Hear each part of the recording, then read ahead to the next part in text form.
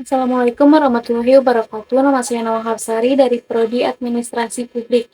Di sini saya akan menjelaskan tentang materi pertemuan kedua dari mata kuliah Kebijakan Kependudukan. Dalam pertemuan kedua pada mata kuliah Kebijakan Kependudukan, membahas tentang pengertian dari kebijakan kependudukan itu pun sendiri. Definisi dari kebijakan kependudukan adalah kebijakan yang ditujukan untuk mempengaruhi besar komposisi, distribusi, dan tingkat perkembangan kependudukan. Kebijakan penduduk juga dapat diartikan sebagai tindakan-tindakan pemerintah untuk mencapai suatu tujuan di mana di dalamnya termasuk pengaruh dan karakteristik penduduk. Sedangkan PBB mendefinisikan kebijakan penduduk adalah tindakan dan program yang disusun untuk membantu tercapainya tujuan-tujuan seperti ekonomi, sosial, demografik, politik, dan tujuan umum lainnya. Secara makro, problem kependudukan terdapat dua masalah, yaitu masalah kuantitas dan masalah kualitas. Yang pertama adalah masalah kuantitas, seperti laju pertumbuhan penduduk, tingkat kelahiran, tingkat kematian, dan persebaran yang tidak merata. Yang kedua adalah masalah kualitas. Dalam masalah kualitas terdapat beberapa masalah seperti derajat kesehatan, pendidikan, kualitas hidup, kebebasan, dan sebagainya. Dalam kebijakan kependudukan ada dua dimensi yang perlu diperhatikan, yaitu pertama dimensi demografi seperti pertumbuhan, komposisi, distribusi, dan mobilitas penduduk. Yang kedua ada dimensi sosial, ekonomi, politik, dan ekologi seperti pendidikan, kesehatan, kebebasan, kualitas hidup, ketenaga kerjaan, dan sebagainya.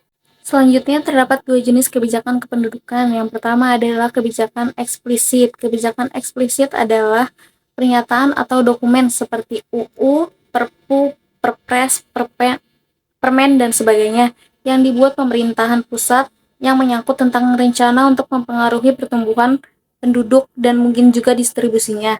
Yang kedua adalah kebijakan implisit. Kebijakan implisit adalah hukum, peraturan, dan sejenisnya yang meskipun tidak dikeluarkan khusus untuk mempengaruhi pertumbuhan, komposisi, dan distribusi penduduk, namun memiliki pengaruh terhadap hal tersebut. Selanjutnya, Gavin Williams dalam tahun 1973 mengembangkan dua konsep kebijakan kependudukan. Yang pertama adalah konsep Population Responsive Policy atau PRP, dan yang kedua adalah konsep Population Influencing Policy atau PIP.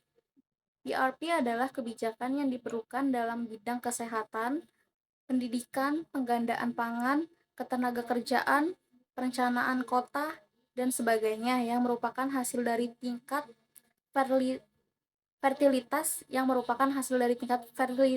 fertilitas dan pertumbuhan penduduk yang tinggi. Yang kedua adalah PIP. PIP adalah kebijakan yang dirancang untuk mempengaruhi secara langsung tingkat fertilitas, mortalitas, dan migrasi penduduk. Menurut Isich et al. Dalam merumuskan kebijakan kependudukan dan pengambilan keputusan, ada beberapa hal yang harus diperhatikan. Yang pertama adalah kebijakan kependudukan biasanya dikaitkan dengan pembangunan.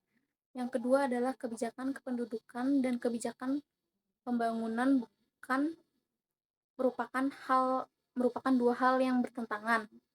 Dan yang terakhir, yang ketiga adalah kebijakan kependudukan bukan lagi merupakan isu yang sensitif dan saat ini telah diumumkan di seluruh dunia.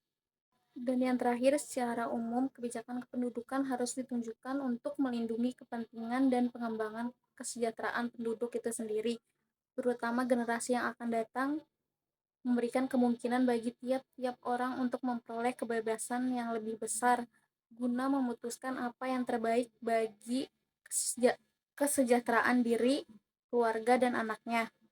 Yang kedua, kebijakan harus diarahkan untuk meningkatkan kualitas hidup penduduk itu sendiri.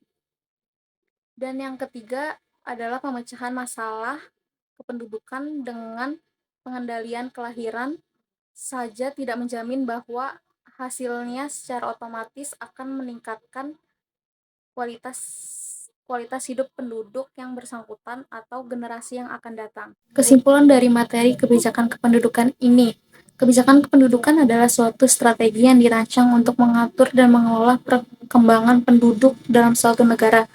Tujuan dari kebijakan kependudukan adalah untuk mencapai stabilitas demografi, meningkatkan kualitas hidup, dan meningkatkan kemampuan ekonomi suatu negara.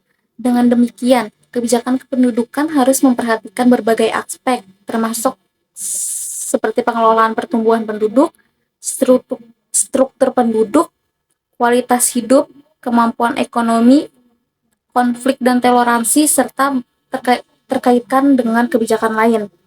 Hal ini dapat dilakukan dengan meningkatkan kesadaran dan keterampilan reproduksi serta meningkatkan akses untuk pendidikan dan pelatihan.